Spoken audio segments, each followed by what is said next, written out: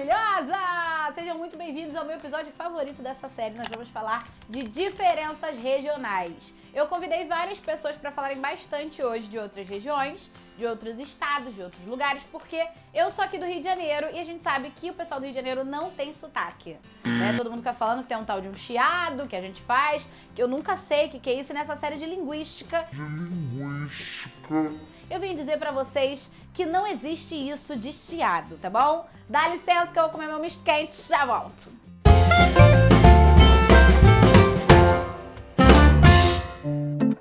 Eu escolhi o Rio de Janeiro para exemplificar que mesmo um lugar tão pequenininho pode apresentar muitas variedades. Eu convidei Jefferson Schroeder, meu amigo querido e muito artista, para mostrar um personagem comum aqui no Rio. E aí, galera, pô, eu sou suspeitaço, brother, pra falar do Rio de Janeiro, minha cidade natal, carioca da gema, moleque.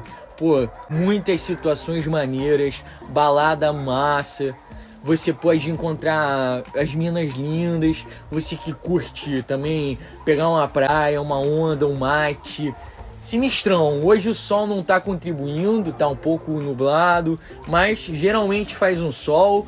E tenho aqui minha duchinha, depois da Praia da Barra, você limpa os pés. Pra quem não conhece, pô, só chegar, tu vai se amarrar aqui, meu irmão.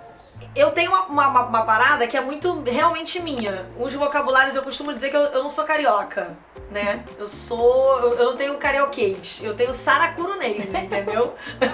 Eu também tenho mesquitês. Exatamente, porque eu acabo enfiando palavras que acabam fazendo o mesmo sentido dentro da minha locução, e apesar de ser uma locução de rádio, as pessoas ficam, eu acho que isso acaba chamando muita atenção. Acho que as pessoas ficam assim, o que ela tá falando? Ela é louca. Eu sou professora, aí começa assim, você trabalha com funk? Trabalho? Também, com funk também. Você trabalha, por que você... Já recebi comentário assim, professora, não diga tamo, porque eu boto assim na legenda, tamo ou não tamo bem na fita e coisa e tal. Aí eu boto assim, mas não estamos falando certo? A pessoa, eu vou discutir, não vou discutir. Debochada eu? Além do jeito de falar, do sotaque, das expressões, das escolhas vocabulares, também vamos ter diferenças de nomenclatura de acordo com a região. Por exemplo, como é que você chama essa fruta que eu amo? Bergamota, mimosa, tangerina, mexerica, mandarina, pocã e tem gente que chama até de Robson, que eu li aqui no Google. Cada cantinho do Brasil pode estar representado na linguagem.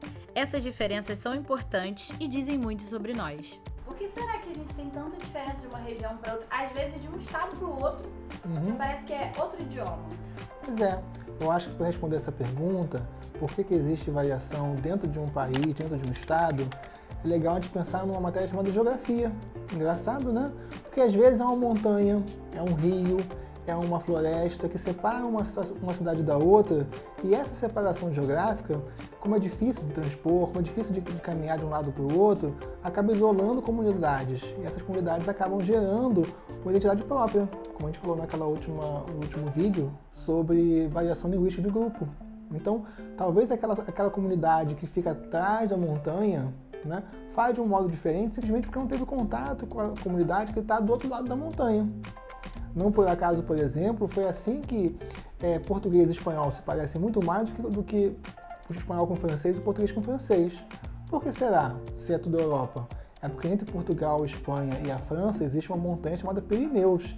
E atravessar os Pirineus naquela época era muito complicado. Então isso acabou gerando jeitos de falar diferente porque tinha uma montanha no meio.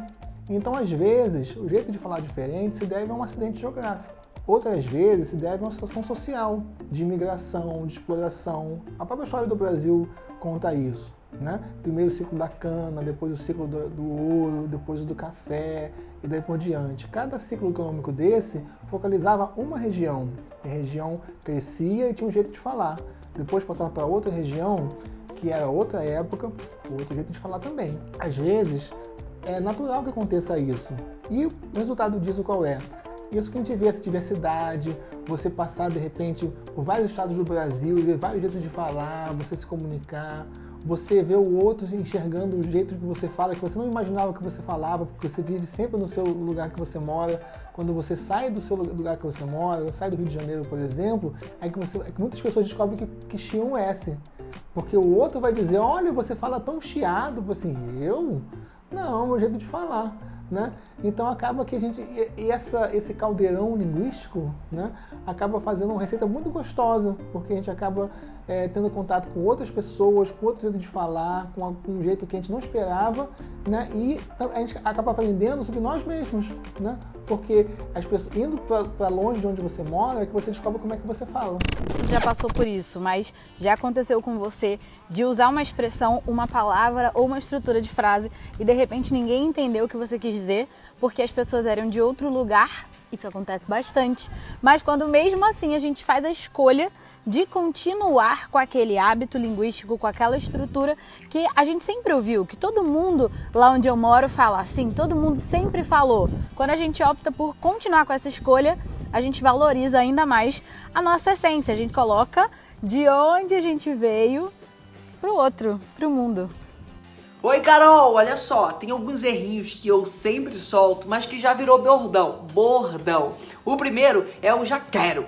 Mas o já quero tem que ser com aquela entonação do quero. E tem que ser quero, mas com K, que aqui em Portugal se fala capa. Sabia disso? Olha, uma curiosidade. Aqui em Portugal a letra K se chama capa. E aí as pessoas falavam capa, pra mim eu não entendia que era K. Bom, aqui em São Paulo a gente sofre bastante com vício de linguagem. E eu acho que o principal é o tipo assim. Tudo começa com tipo assim, tudo termina com tipo assim. Outro termo que todo mundo sabe que tá errado, mas não deixa de usar, é o é nóis. E ele tem derivados. Tamo junto, vamos que vamos, tudo tá errado, mas serve tão bem pra encerrar tudo, então é nóis. Eu gosto do cachorro quente sempre com 2 vinas. Mas que frio, somente um leite quente pode dar conta dessa temperatura baixa de Curitiba, viu, Carol Mendonça? Então, tem uma expressão que a gente usa muito no Nordeste, mas que particularmente eu gosto muito. Vambora, que é vamos embora, né? Eu sei que tá errado, mas facilita muito a vida da gente. Tem o éguas, né, que a gente usa muito, mermã e em. Oi, professora Carol. E aí, mano, tudo bem? Tava aqui pensando, quando é que você vem aqui pra Manaus pra gente dar aquela merendada no Picão e depois ficar de bubuia no Rio? Uai, Carol, o trem aqui tá bom demais. Tem piqui, pamonha, Leonardo. Custoso é falar assim, puxar esse R, porta, porteira, portante, não dá conta de tirar esse R mágico. E eu encerro por aqui falando que você é uma mistura de Cora Coralina com o professor Pascoal. Valeu, opa, tropecei na dupla sertaneja. O nosso país é tão grande, o nosso povo é tão grandioso que não podia faltar um episódio só para falar das diferenças entre as nossas regiões. Mas quando a gente fala em diferença regional, variação regional linguística, não necessariamente está pontuando as regiões Norte, Nordeste, Sul, Sudeste, Centro-Oeste. Não é isso. Simplesmente dentro de um mesmo estado pode acontecer uma diferença de bairro para bairro. A gente sabe que tem estados enormes aqui no nosso país e às vezes no mesmo bairro que é pequenininho, a gente pode ter uma diferença também que vai inserir não só a questão geográfica, como todas as outras questões dos tipos de variação que a gente já viu. Porém, separar as nossas regiões, ou melhor, enaltecer a diferença de cada região é algo muito importante que todo estudante tem que fazer, tem que compreender essa importância porque vai aparecer nas provas também. Se liga! Na prova do Enem 2015, foi usada como parte de uma questão a letra da música Assum Preto, do Gonzagão. Assum Preto. Tudo em volta é só beleza, sol de abril e a mata em flor. Mas Assum Preto, cego do zói, não vendo a luz, ai, canta de dor.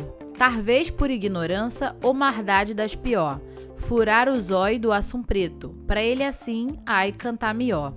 Assum Preto vive sorto, mas não pode avoar. 1000 vezes acima de uma gaiola, desde que o céu, ai, pudesse olhar.